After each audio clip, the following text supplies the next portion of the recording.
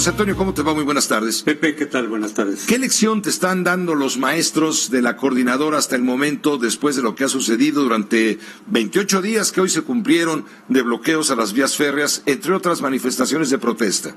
Pues mira, Pepe, pareciera que el conflicto va de salida de forma pacífica, que uno podría decir, mira, qué bueno que dialogando, platicando, con exhortos, se puede resolver este conflicto sin necesidad de ningún tipo de confrontación. Sin embargo, a mí lo que me preocupa, Pepe, es que este es el esquema que prevaleció durante tanto tiempo, durante muchos años, ha prevalecido así.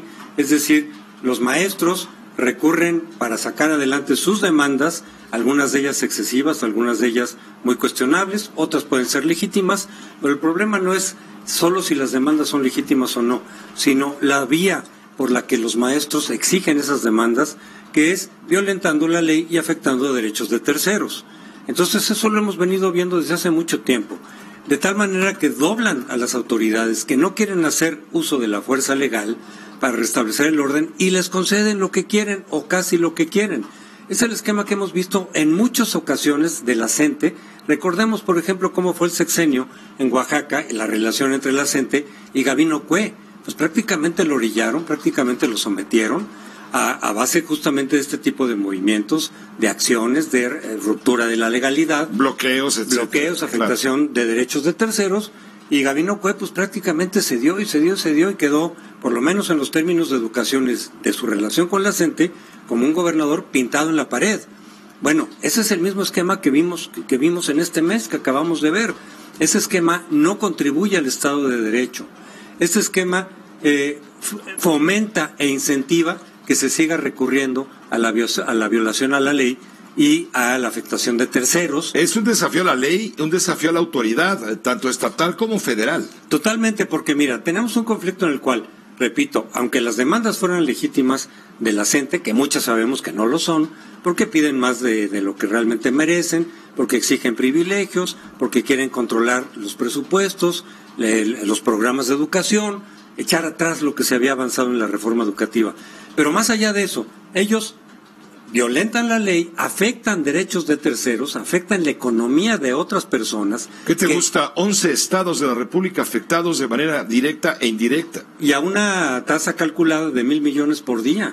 O sea, si se calcula el daño a la economía, que no es la economía en abstracto, porque a veces se dice la economía fue afectada en tanto. No, es gente de carne y hueso, son empresas, son empleos, lo que se está afectando. Entonces, en un conflicto en donde los maestros presentan sus demandas, tienen sus exigencias y están afectando derechos de terceros que ni siquiera tienen nada que ver con el conflicto, ¿no? Simplemente son usados para que el gobierno ceda a las pretensiones y a las exigencias de la CENTE. Entonces ahí lo que uno espera en el Estado de Derecho, Pepe, es que el Estado proteja ese interés de los terceros afectados, que proteja a los terceros de la violación a la ley de un grupo, independientemente de si sus demandas son correctas o no, Pepe.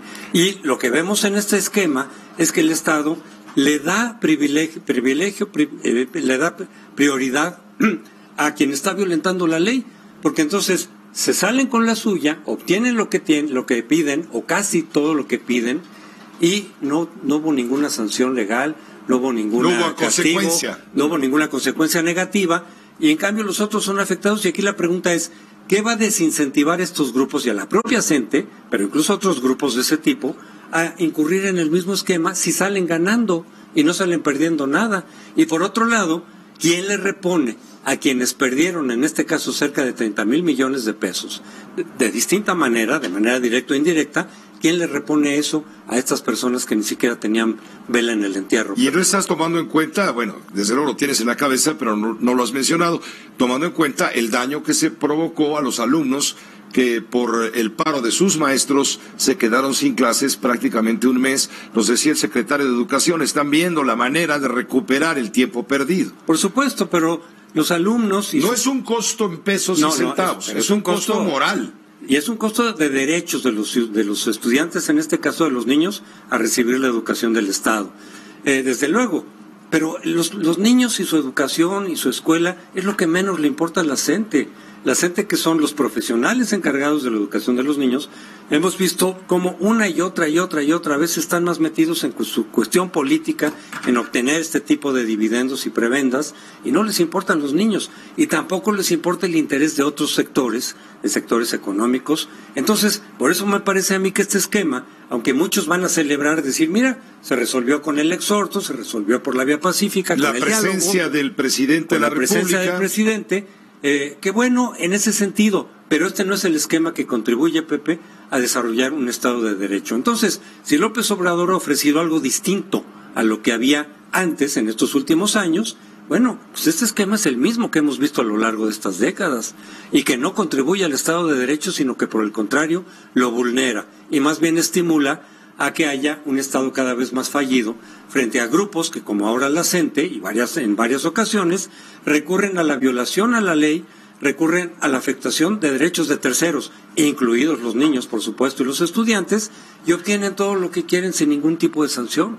Eso es lo más alejado que hay del Estado de Derecho, Pepe. ¿Tú te atreverías a decir que la demanda de los maestros, claro, legítima demanda laboral de tiempo muy atrás, será legal, pero por los resultados en las afectaciones a los niños sin clases, a la economía y a la situación general del Estado, resulta inmoral?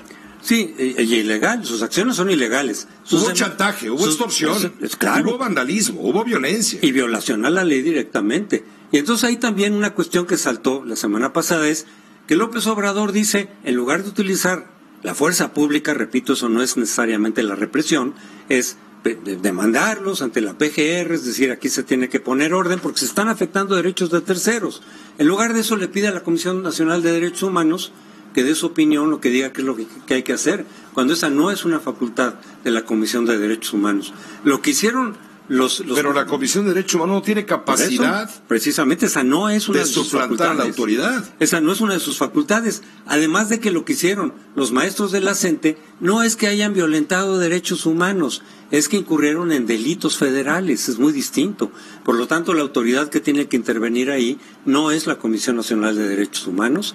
Esto refleja o desconocimiento de parte de López Obrador o fue una estratagema para lavarse las manos y no tener que recurrir a la fuerza pública, que es su responsabilidad. Entonces, este camino, que ya lo hemos visto, no refleja un cambio en el esquema, no refleja un cambio en el formato de cómo resolver este tipo de conflictos, de situaciones, y repito, no ayuda a la construcción de un Estado de Derecho, Pepe, sino que lo vulnera. Muchas gracias, José Antonio, como siempre. Pepe, nos vemos. Por tu comentario, tu análisis de lo que está sucediendo en Michoacán, porque han dicho, nos levantamos de los plantones, sí, pero todavía no terminan de ajustarse las últimas piezas de este complejo rompecabezas y en cualquier momento podrían detonarse nuevamente las ocupaciones de vías férreas o bien las protestas con la toma de municipios o la toma de casetas de peaje en las autopistas, la siglo XXI, por ejemplo. Y aunque se resuelva ahora, Pepe, ya pronto en estos días, que ojalá ocurra, ya queda el esquema otra vez para que en pocos meses veamos a la CENTE, ya sea en Michoacán o en otros estados, incurriendo exactamente en lo mismo, Pepe. Muchas gracias, José Antonio. Pepe, buenas noches. Que la boca se te haga chicharrón.